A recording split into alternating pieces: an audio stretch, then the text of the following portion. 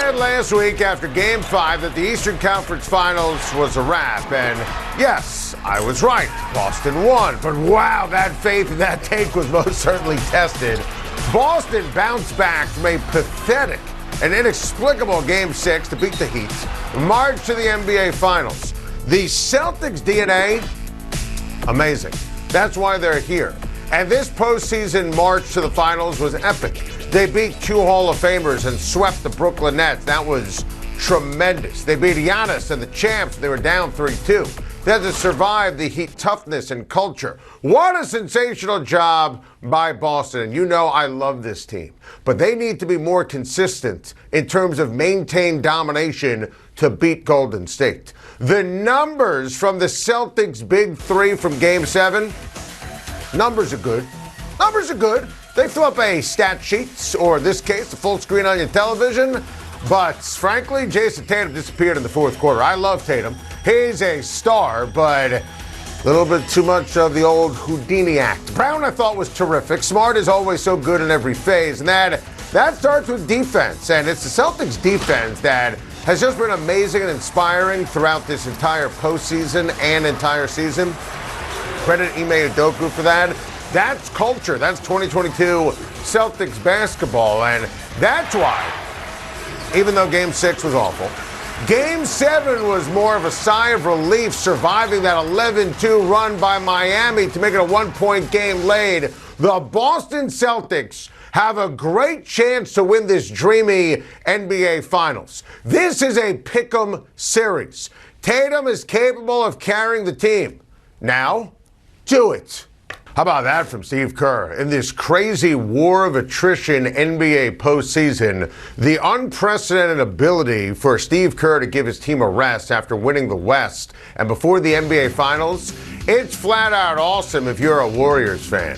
The schedule has been so condensed, everyone in the NBA seemingly banged up, and the Warriors have nicks and knacks, and the rest really favors the Warriors here. And so does the experience, obviously. What Steve Kerr and Steph and Clay and Draymond have accomplished over the last 8 years is simply brilliant.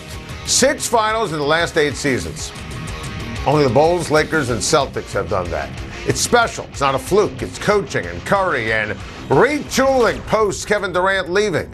And if the Warriors win this year, I'd argue it would be the most special of them all. Kerr's fingerprints are all over this team. Andrew Wiggins, as a result of Kerr, has developed into a superstar under his watch. Kerr making the finals before Durant did after the breakup is both surprising and a huge deal. Steve Kerr is an all-time great NBA head coach. The defense has been excellent. The offense on fire. I'm so happy for Kerr. I love Steph. Thompson is finally fully healthy. I love Clay. He's been terrific. Take a minute to stop and smell the roses on the historical nature of the Warriors' genius and winning ways. If they beat the Celtics in what promises to be an epic series, it's going to take everyone's name to a different level in the history books. How about the Rangers? Never a doubt last night. The Blue Shirts jumped all over Carolina in Carolina to thump the Hurricanes in Game 7. When Adam Fox scored on an early power play goal, it was over early. Chris Kreider had a couple of goals. The Rangers' toughness is truly everything. 2 Game 7 series wins. They are now officially the 4th team in NHL playoff history to have multiple series comeback wins down multiple games in the same postseason. Wow, they did it against Pittsburgh, and they never flinched against Carolina. The Hurricanes, before last night, 7-0 at home in the postseason. That is tremendous. And how about Shesterkin? Igor Shesterkin stood on his head. And I don't want to hear about injuries to the Hurricanes or, the Penguins or anyone calling this run lucky, okay? I don't want to hear about it. At the end of the day, what the Rangers done has been incredible. Even when the Rangers lose to the Lightning in the next round, and they will, the Rangers deserve so much credit. The Rangers have earned this. There's nothing fluky about the Rangers' heart or toughness or coaching or the ability to pounce when it matters the most. Welcome back. Time to shine. A lot to get off my chest on a Tuesday. I had no issue with Jimmy Butler taking that three at the end of Game 7. In fact, if you had an issue with it, I have an issue with you. Jimmy Butler could do no wrong in Game 7. And with 17 seconds to go, going for the jugular, when he has played 48 minutes, and Miami had this miraculous comeback, and the only reason they're in it in the first place is because of him, Jimmy Butler can do no wrong. Look, if you have a problem with it, you don't like the execution, not the shot. Make or miss league, and I know he's not historically a great three-point shooter. You know, in the postseason, he is shooting 34% from three, which is higher than what he did in the regular season. I mean, Jimmy Butler's offense, his rebounding, his defense, just incredible. Game 6 on the road to save the season in Boston, that's one for the ages. Then Game 7, filling up the scoreboard again. You know, all the assists, the rebounds. Jimmy Butler could do no wrong. So I had no issue with the shots. That was an unreal, unprecedented comeback, and Miami was that close to stealing it thanks to Jimmy Butler. Look, if you're a Heat fan, you're obviously obsessed with Butler. You can live with that shot at the end.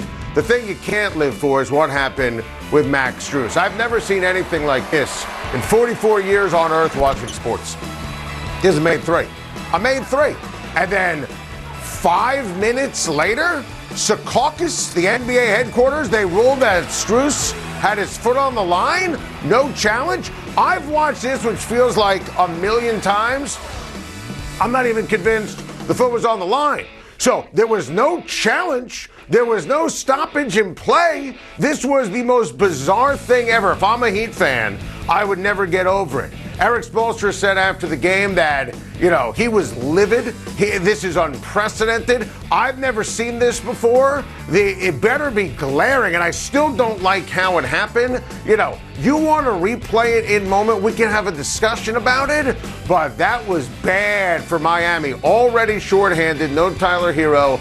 Boston's that grade. That was not why Miami lost, but a huge moment and a huge swing in the game. I got to get this off my chest.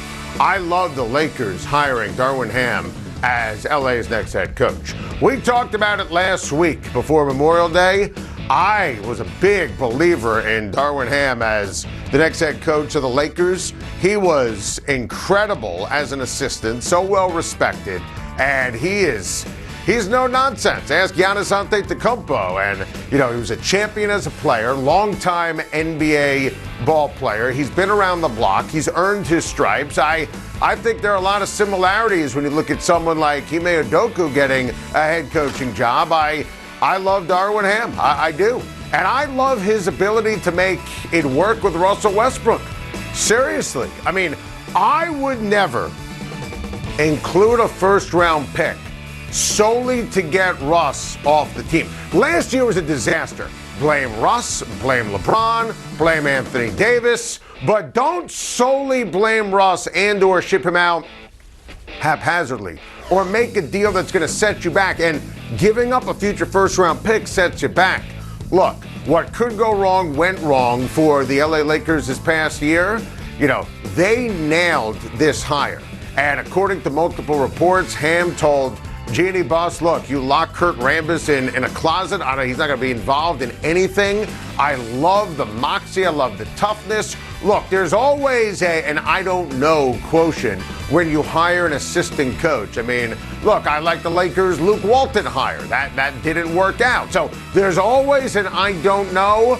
This is a really smart flyer, and I love this for the LA Lakers. I love this for LeBron. I love this for maximizing Russ. And what would I do? Bring in, get rid of Dwight Howard, bring in a defensive center, bring in someone who can shoot the three, in essence replace, someone like Caruso from a year ago. That would make a lot of sense. I think the goal for the Lakers with Ham should be, at the end of the day, to be a top 4 or 5 seed in the Western Conference. And as awful as they were historically inept last year, I don't think that's crazy. Got to get this off my chest. The Jock Peterson, Tommy Pham feud is everything. And I don't condone violence, okay? I want to make sure I stress that. I don't condone slapping someone in the face because of fantasy football. But the fact that these guys had an argument, they're big league ball players, about stashing Jeff Wilson on injured reserve because you didn't know what was going to happen with Kyle Shanahan and the Niners. And, Jock Peterson has the GIFs, has the stories to prove it, all the text messages. I mean, it's wild. Tommy Pham got suspended 3 games. Should have lost waiver priorities for 3 years as well for hitting someone in the face. But we could all relate to this, right? And by the way, don't be that guy in a fantasy league. First of all, you shouldn't, in your league settings, have the ability if someone's out for a game to stash them on IR. Don't be that guy who does that. That's bad mojo, bad juju. And listen, we can all relate to Major League Baseball players now. I mean, everyone's had an argument or relationships or friendships being impacted by fantasy football. Hey, Jock Peterson, Tommy Pham, welcome to the family. Gotta get this off my chest. Oilers, Avalanche, game 1 tonight. It's going down for real. How sweet is this for the NHL? Connor McDavid versus Nathan MacKinnon.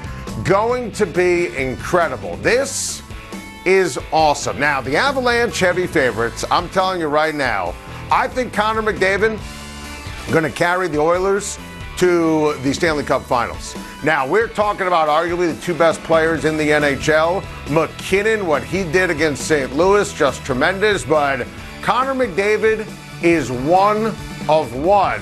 And I'm going to take the Oilers. This would be so amazing for the NHL.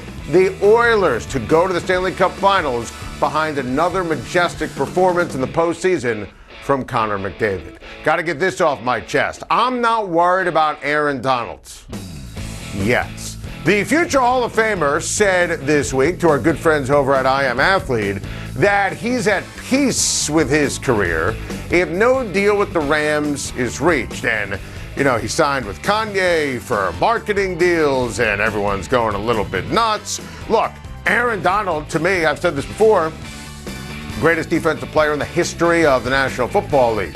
Let me tell you what this is. Springtime, summertime, hot air conversation. I don't believe for a second Aaron Donald is going to retire. I think this is his way, and it's smart. You have the hammer, use it, of telling ownership, not Les Snead, Stan Kroenke, I'm the best to ever do it. Now pay me. Thank you for watching. Please like and subscribe, and don't forget to hit the bell for more videos.